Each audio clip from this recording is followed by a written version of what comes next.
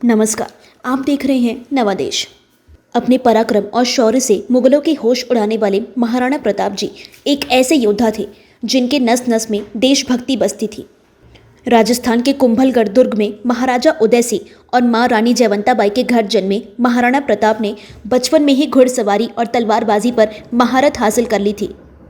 महाराणा प्रताप के समय में दिल्ली में मुगल सम्राट अकबर का शासन था। अकबर भारत के सभी राजा महाराजाओं को अपने अधीन कर स्वयं की सत्ता को स्थापित करना चाहता था।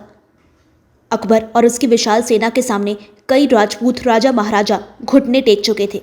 महाराणा प्रताप के पिता महाराणा उदय सिंह ने अपनी मृत्यु से पहले हालांकि अपने छोटे पुत्र को मेवाड़ की गद्दी सौंप दी थी, लेकिन राज्य के लोगों ने इस फैसले को स्वीकार नहीं किया और उदय सिंह की मृत्यु के बाद महाराणा प्रताप को मेवाड़ की गद्दी पर बैठाया गया। महाराणा प्रताप की गद्दी संभालने से पहले ही मेवाड़ की राजधानी चित्तौड़ पर मुगलों का कब्जा हो चुका था। गद्दी संभालते ही राणा प्रताप ने मुगलों से संघर्ष की तैयारी शुरू कर दी। राणा प्रताप ने ऐलान किया कि जब तक उनका चित्तौड़ पर दोबारा कब्जा नहीं हो जाता, वो सोने और चांदी की थाली का इस्तेमाल नहीं करेंगे और पलंग की जगह जमीन पर घास पर सोएंगे। मेवाड़ में रहकर महाराणा प्रताप ने चित्तौड़ के बाहर अकबर की सेनाओं के लिए काफ़ी दिक्कतें खड़ी कर दी थी। सन 1576 में अकबर ने मेवाड़ जीतने के लिए महाराणा प्रताप से लड़ाई का फैसला किया। कई छोटे मोटे युद्धों के बाद जून 1576 को मुगल बादशाह अकबर और महाराणा प्रताप के बीच एक भयंकर युद्ध लड़ा गया, जिसने अकबर और उसकी सेना को हिलाकर रख दिया। यह युद्ध था हल्दी घाटी का ऐतिहासिक युद्ध, जिसमें महाराणा प्रताप का शौर्य और पराक्रम देखते ही बनता था। यह अत्यंत विनाशकारी युद्ध था और इस युद्ध के अंत तक कोई भी हार मानने को तैयार नहीं था और कहा जाता है कि यह युद्ध अनिर्णित ही रहा। हल्दी घाटी के युद्ध में महाराणा प्रताप के पास सैनिकों की संख्या जहां केवल 20,000 थी, वहीं अकबर के पास 80,000 से भी ज़्यादा सैनिक थे, लेकिन फिर भी महाराणा प्रताप सहित उनके सैनिकों का साहस और हौसला देखते ही बनता था। महाराणा प्रताप युद्ध में 81 किलो वजनी भाला, 72 किलो वजनी कवच, ढाल और 2 तलवारें लेकर जाते थे।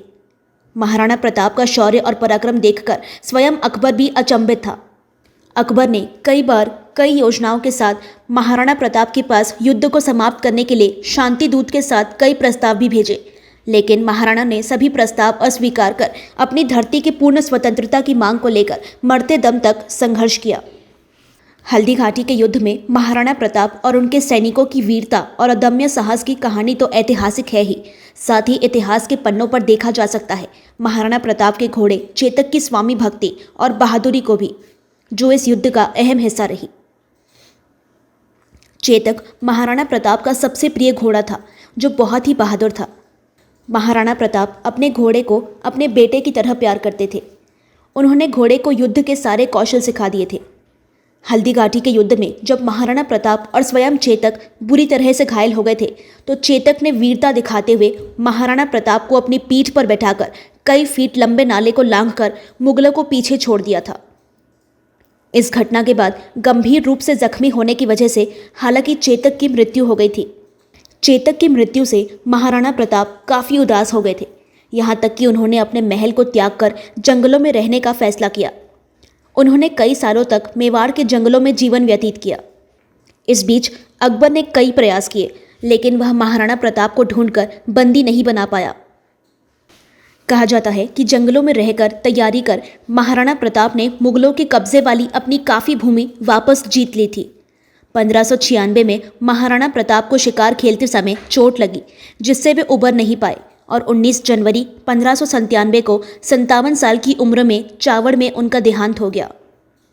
नवा देश वीर योद्धा महाराणा प्रताप को उनकी पुण्यतिथि पर नमन करता है।